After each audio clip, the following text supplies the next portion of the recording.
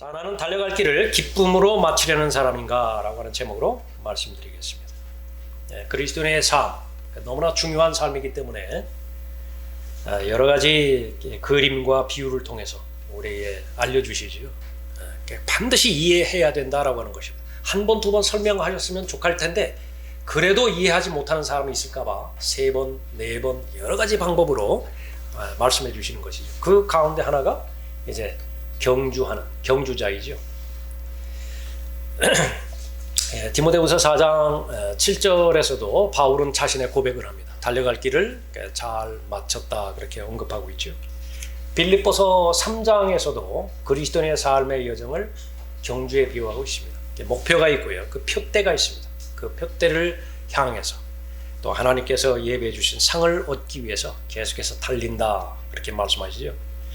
또 고린도전서 9장에서는 상을 이렇게 얻으려는 사람마다 자신의 몸을 억제해야 된다 그렇게 말씀하고 있습니다. 때로는 이 마라톤 경주에 이렇게 비유를 하기도 하고요. 또 달리기 가운데서도 혼자 달리는 경주가 있고 그 다음에 그 계주가 있죠. 바톤 받아서 또 달리는 경주가 있고 디모데후서 2장에서는 이제 그 계주가 있습니다. 예수 그리스도께서 이제 먼저 달리셨어요. 그 바톤을 바울에게 넘겨주셨더니 또 바울이 이제 또 디모데에게 이렇게 넘겨주셨죠. 그러니까 디모데가 해야 될 의무 가운데 하나가 바톤 넘겨줄 사람을 찾으라고 해요.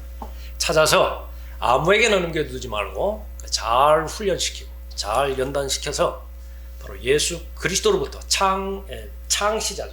창시자. 그분으로부터 시작해서 달려야 될 마지막 주자까지 그 마지막 주자가 이제 다 달리면 이제 다 들림마다 올라가겠죠. 그러면 이제 훌륭하게 그 계주가 이제 완성이 될 것입니다. 끝마치게 되어지는 것입니다.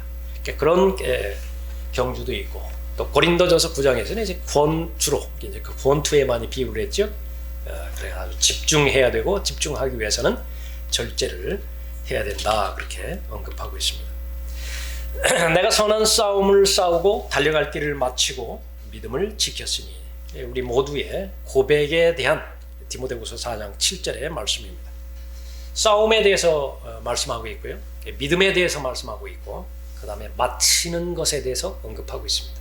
그래서 경주가 중요한 것이 되기 위해서는 결론이 나야 되는데 그것은 끝까지 완주해야 되는 것입니다.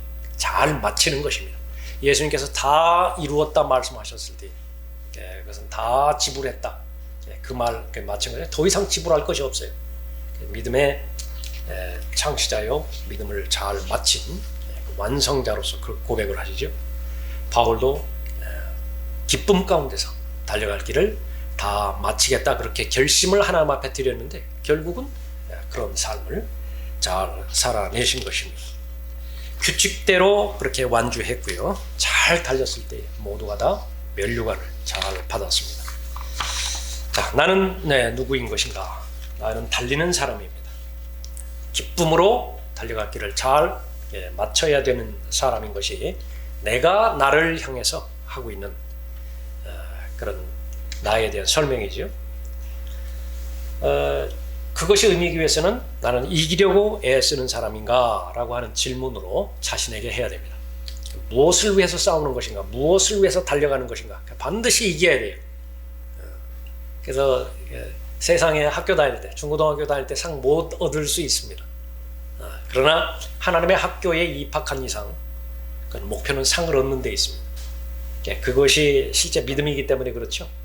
믿음이 없이는 하나님을 기쁘시게 할 수 없는 것인데 거기에는 반드시 내가 믿는 대상인 하나님께서는 나에게 보상하는 하나님이시다. 그 상만큼은 절대로 빼앗겨서는 안 됩니다. 받지 못해서는 안 되는 것이죠. 자, 비결은 바라보는 데 있습니다. 믿음은 바라보는 것이에요. 무엇을 바라봐야 되는 것이냐? 세 가지를 바라봐야 되는데 첫 번째로 다 잘 달려간 성도들을 바라봐야 됩니다. 1절에 보십시오. 그러므로 이처럼 많은 구름 같은 증인들이 또한 우리를 둘러싸고 있으니 우리 또한 모든 무거운 것과 쉽게 애워싸는 죄를 벗어버리고 인내로 우리 앞에 놓인 경주를 하자. 개척자, 파이오니아, 제일 힘들죠. 에베레스트 산, 제일 높다고 말하는 것인데 제일 첫 번째 올라가는 사람, 그 사람은 두 번째, 세 번째 올라간 사람보다 훨씬 더 어려웠을 것이에요.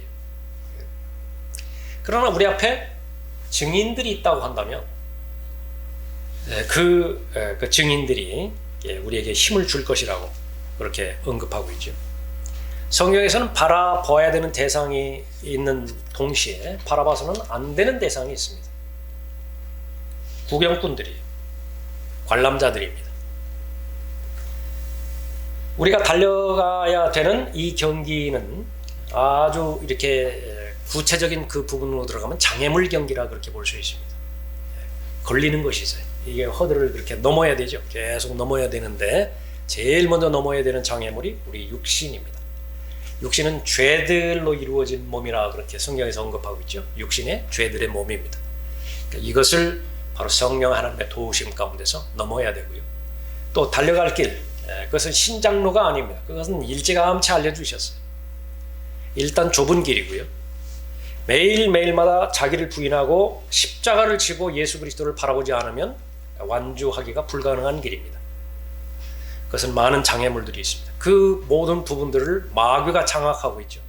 그 마귀는 제일 첫 번째로 경주자의 자격을 얻지 못하도록 방해하는 것으로부터 시작해서 구원받지 못하게 하는 것입니다.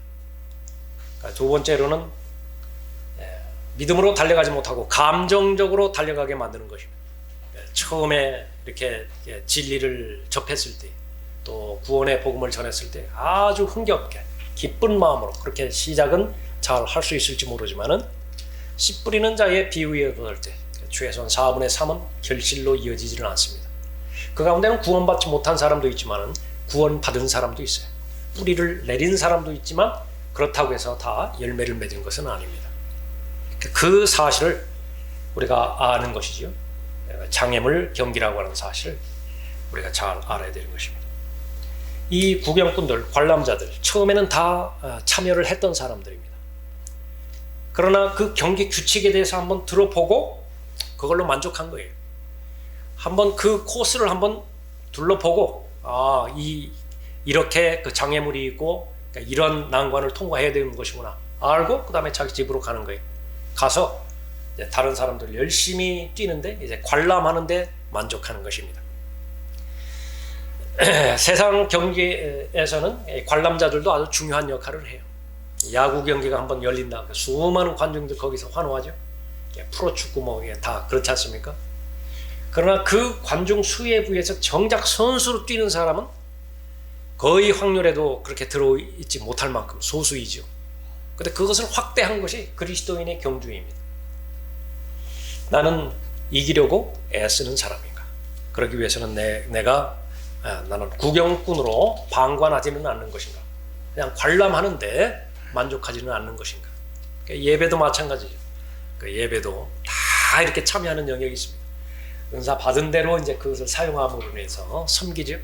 어떤 경우에는 그 자리에 앉아 있는 것만으로도 하나님을 훌륭하게 섬기는 그런 그 위치와 상태에 있기도 합니다. 각자마다 믿음의 분량이 다 다른데, 그러나 내가 실행할 수 있는 믿음의 분량이 있음에도 불구하고 계속 방관한다고 한다면, 계속 구경꾼으로 남아 있다고 한다고 한다면 그리스도의 삶을 잘 산 것은 아니에요.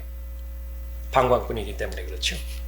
자, 그렇고요. 우리가 마땅히 바라봐야 되는 사람들은 믿음의 좋은 평판을 받은 사람들입니다. 대표적으로 그 전장인 11장에 아주 많은 구체적인 예들이 나왔죠.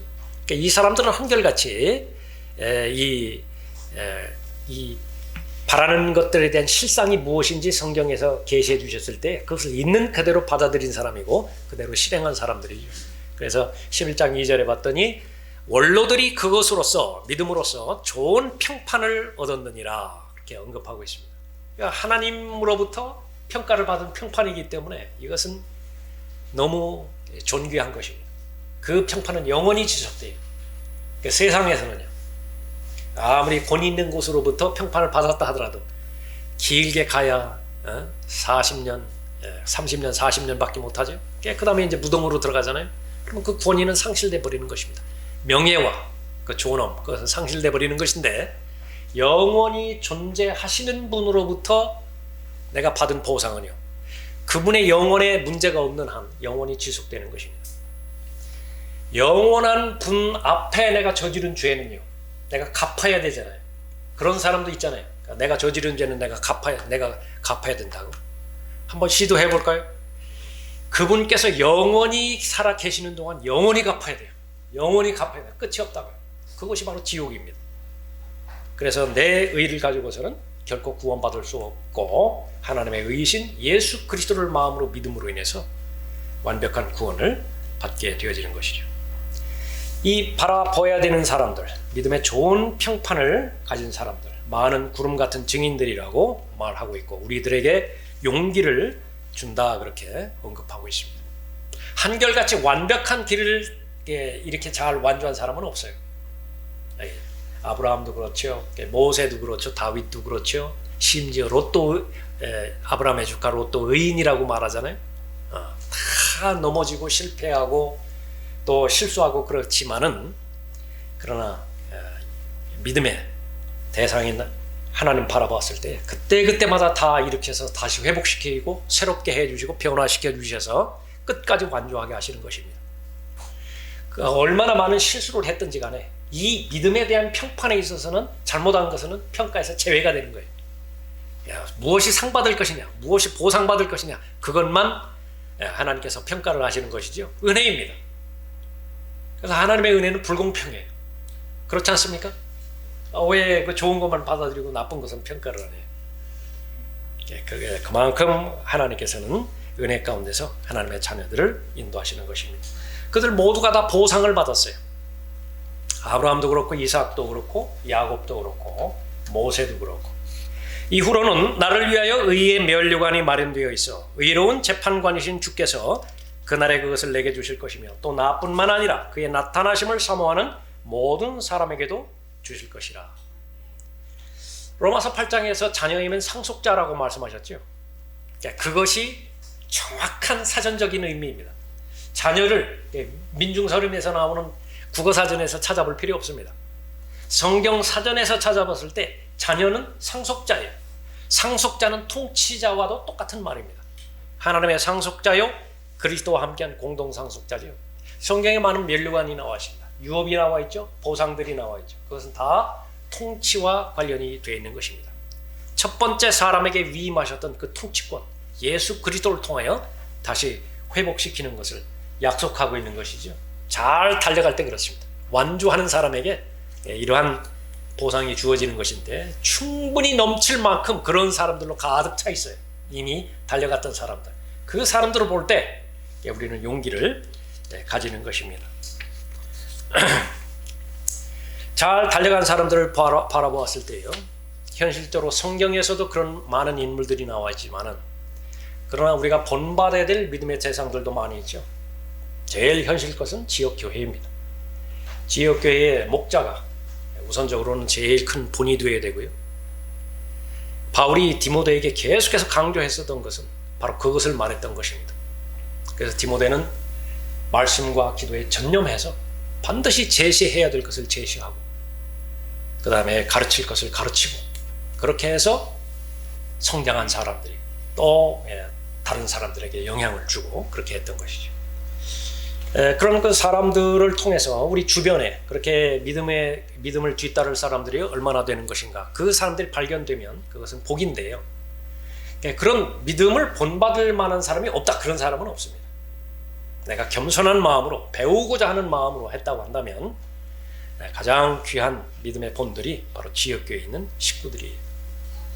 라카만 목사님의 경우에 자신의 그 생애를 이렇게 되돌이켜 보면서 자신에게 영향을 주었던 사람들에 대해서 언급하고 있습니다.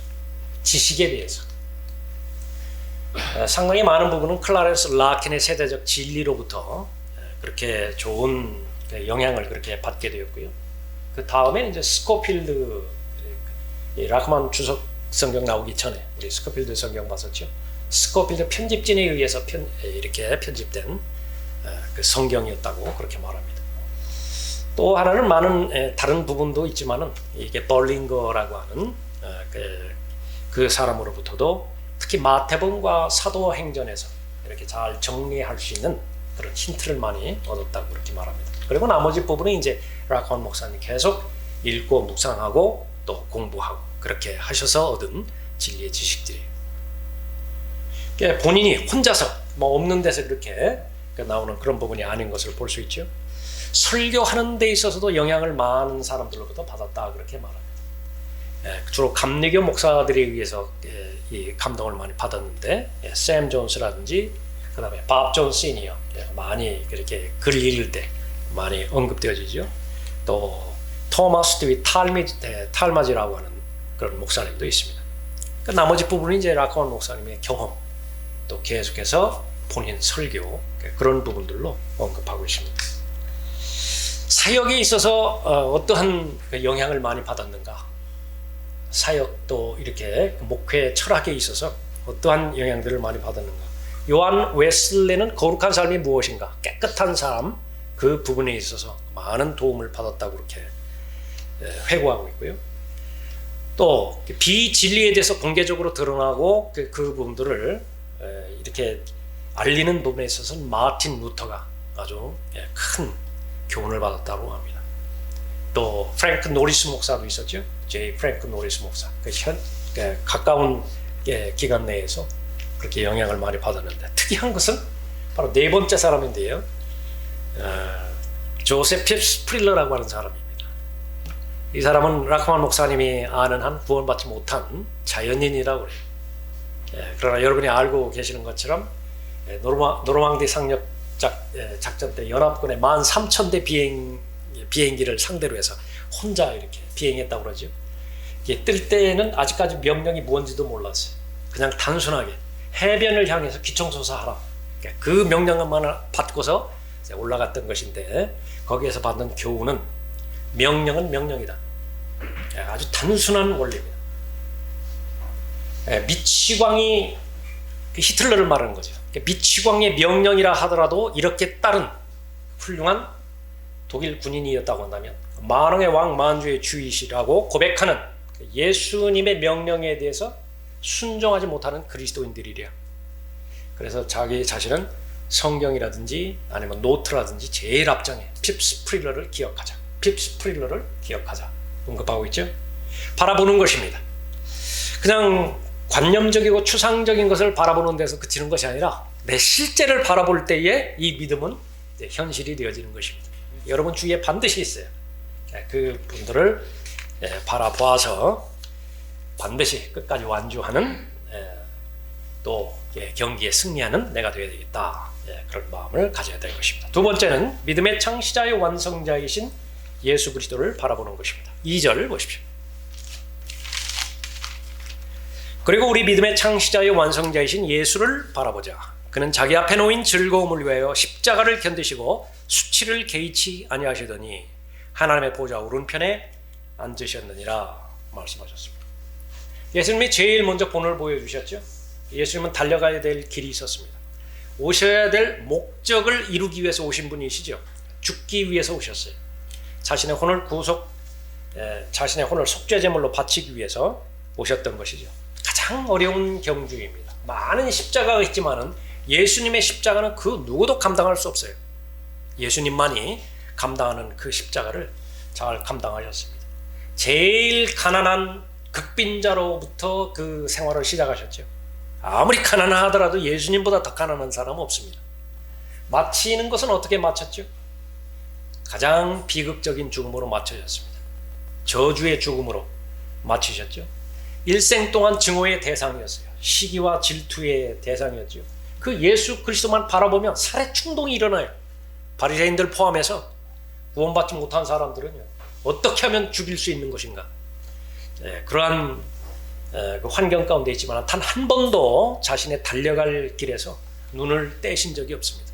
가장 힘들었던 겟세마네 동산에서의 고뇌의 기도 때에도 절대로 자신의 초점을 흐트리지 않고 아버지 하나님만 그렇게 바라보았던 것이죠. 그 비결은 어디에 있었던 것인가? 본문 말씀에 의하면 자기 앞에 놓인 즐거움을 위하여 십자가를 견디셨다, 그렇게 말씀하고 있습니다. 십자가에는 어떤 즐거움도 없습니다. 십자가에 무슨 즐거움이 있겠어요? 범죄자처럼 죽어가는 것인데 거기에 무슨 즐거움이 있겠는가? 자기를 가장 사랑했던 사람들로부터 배신당하고 거부당하고 거절당하는 장소가 십자가예요. 거기에 즐거움이 어떤 즐거움이 있겠는가? 십자가를 통해서 죄를 없애고자 하는 그 목적을 이루셨어요. 사람들이 보지 못하는 목적입니다. 마귀들을 멸망시킬 수 있는 유일한 분이 바로 예수 그리스도이신데 자신의 죽음을 통하여 하나님의 심판과 저주를 받아냄으로 인해서 가능했는데 그것을 이룰 수 있는 장소가 바로 십자가였습니다. 또 죽음을 두려워함으로 인해서 평생을 노예로 속박되어 있는 사람도 있다고요. 사람을 제일 힘들게 만드는 것은 걱정과 두려움과 염려지요. 그 두려움에서 가장 큰 것은 죽은 다음에 잘못된 장소로 가는 그런 본능적인 두려움입니다. 거기에서 헤어나올 수 있는 사람은 아무도 없습니다. 그런데 그 두려움을 해결해 주신 것이죠. 진리로 자유케 해 주신 것입니다. 그렇게 잘 달려갔더니 예수님께서는 보상을 받으셨습니다. 어떤 보상이죠? 하나님의 보좌 오른편에 앉으셨다 말씀하고 있죠. 다 이루었다 말씀하신 그 부분입니다. 그런 경주를 마치신 예수님께서 하나님의 자녀들에게 그리스도인의 삶은 결코 쉬운 삶이다라고 말씀하신 적이 없는 것입니다. 많은 환난을 통해서 하나님의 나라에 들어갈 것이에요. 많은 어려움입니다. 세상에서는 너희가 환난을 당할 것이나 기운을 내라. 내가 세상을 이겼노라. 그 세상에서는 많은 어려움을 당할 것이지만 그러나 거기서 극복할 수 있는 유일한 길이 하나 있는 것인데 바로 예수 그리스도 바라보면 되는 것이죠. 내가 이겼기 때문에 가능하다고 말씀하고 있는 것입니다. 주님께서는 이 땅에 오신 목적대로 사셨고요. 그것은 단순합니다. 아버지의 뜻을 완성하기 위해서 그렇게 오셨죠. 그대로 사셨습니다. 예수 그리스도를 바라본다고 한다면 누구도 아무리 약한 사람이라 하더라도 완주했던 사람입니다. 그러나 아무리 자신만만한다 하더라도 예수님 이외의 것들을 바라본다고 한다면 그 즉시로 실패할 수밖에 없어요. 대표적인 경우가 바다에 빠진 베드로가 그렇게 볼 수가 있겠죠. 지금까지 여러분은 달려올 길을 잘 달려오셨을 것입니다. 얼마 남지 않았어요. 그러나 마지막 때가 중요합니다. 마지막 때가 가장 어둡다고 말하죠. 예수님 오시기에 바로 얼마 남지 않은 이 부분, 마귀가 가장 극심하게 모든 계략과 책략을 동원해서 경주를 잘 하기는 했대. 지금까지 달려오기는 다 달려오게 하였되 끝까지 완주하지 못하게 방해할 것입니다. 마지막 세 번째로 나를 바라보는 것입니다. 3절 보십시오. 너희가 마음이 지쳐 낙심치 않기 위하여 자기에게 저질러진 죄인들의 그와 같은 모순된 행동들을 견뎌내신 그를 깊이 생각하라 언급하고 있습니다. 우리 각자가 달려갈 경주의 길이 있습니다. 개인적인 경주의 길이 있고 또 모임을 통해서 집단적으로 달려가야 될 그런 그 경주가 있는 것이죠. 개인이 달려갈 길은 다른 어떤 사람도 대신해 주지 않습니다. 또 전체적으로 달려갈 길에서 내 몫을 하지 못하면 다른 사람이 대신해 줄 수 없을 뿐만 아니라 전체가 다 무너져 버리는 것입니다. 스크럼 짜는 부분이 있죠. 거기서 한 부분이 무너졌다고 한번 생각해 보세요. 그 전체가 다 무너지게 되어지는 것입니다. 모든 무거운 것을 다 벗어버려야 된다라고 하는 것이 대전제 조건이라고 말씀하시고요. 또 쉽게 애워싸는 죄, 그것을 매일매일마다 하나님 말씀의 빛으로 조명하라 그럽니다. 말씀에 의한 물이 있고요. 우리에게는 예수 그리스도의 보혈, 지금까지도 계속해서 동일한 능력으로 역사하시는 예수 그리스도의 보혈이지요. 무엇이든지 더러운 것이 발견이 되어진다고 한다면 말씀에 의한 물로도 정결하게 될 수 있고 예수 그리스도의 보혈로도 정결하게 될 수 있는 것입니다. 내가 거룩하니 너희도 거룩하라. 그 하나님의 뜻을 잘 실행할 수 있게 되어지죠. 그러면 그 사람은 이제 인내로 경주할 수 있게 되어지는 것입니다. 마가 요한이라고 하는 사람이 있었죠. 한 번 넘어졌습니다. 그러나 하나님의 은혜로 다시 이제 회복이 되어졌죠. 하나님께서는 그렇게 기회를 주시기도 하지만 현실적으로는 우리들이 살아가는 현실적으로는 극히 예외적인 상황이에요. 한 번 잘 달려가다가 고의적인 무지로 반복해서 하나님 앞에 불순종하고 완악한 마음으로 스스로 자신의 마음을 딱딱하게 만들어 버린다고 한다면요, 본인 스스로 회복하지 못해요. 거의 대부분의 사람은 대마와 같은 중도에서 포기하는, 군대로 말하면 중도에서 탈령해 버리면 그 결과로 그렇게 끝내버릴 것입니다. 지금 이 자리에 앉아 계시는 여러분 한 사람 한 사람의 마음도 다 다를 것이에요. 여러분 여러분 혼자와 성령 하나님만 그렇게 알고 계실 것이에요. 우리가 부지런해야 된다라고 하는 것은 지금 나의 마음의 상태는 어떤 것인가? 마음의 상태에 따라서 달려갈 길을 완주할 수 있을 것인가? 그렇지 못할 것이냐가 이미 결정이 돼요. 지금 혹시 탈령 직전에 있을 수도 있습니다. 그러나 하나님의 말씀이 선포되어지고 또 하나님의 은혜 가운데 있을 때 바로 잡으면 되는 것이에요. 다시 하나님으로부터 용기를 얻어서 담대함을 얻어서 예수님도 달려갔잖아요. 히브리서 11장에 해당되지는 수많은 증인들이 이미 달려갔잖아요. 힘을 주는 것이에요. 또 교회의 시대가 마무리되면서 오늘 이 시간에 오르기까지 믿음의 우리의 본을 보여준 성경대로 믿는 사람들 수없이 많은 사람들이 있죠. 이름도 없이 빛도 없이 죽어갔던 많은 사람들이 있습니다. 그러나 그 사람들은 현실적으로 존재했던 사람이고 바로 우리에게 힘을 주는 사람이죠. 모두가 다 여러분 개인에게 맡겨주시고 또 지역교회를 통해서 하나님을 섬기는 지역교회에게 맡겨주신 달려갈 길 끝마쳐야 됩니다. 지금까지 잘 달려오는데 그러지 못한 사람들은 반면 교사로 삼으시고요. 여러분 주변에 있는 사람들, 여러분에게 용기를 주시는 만큼 가장 귀한 믿음의 동역자들 전후로 그렇게 잘 인정해서 달려가야 돼. 반드시 끝마치겠다. 이왕 달려가는 거 기쁨으로 달려가면 좋겠죠. 자기를 부인하고 기쁨으로 달려감으로 인해서 하나님 앞에 영광과 존귀와 칭찬을 받는 여러분이 되시길 바랍니다. 기도하겠습니다.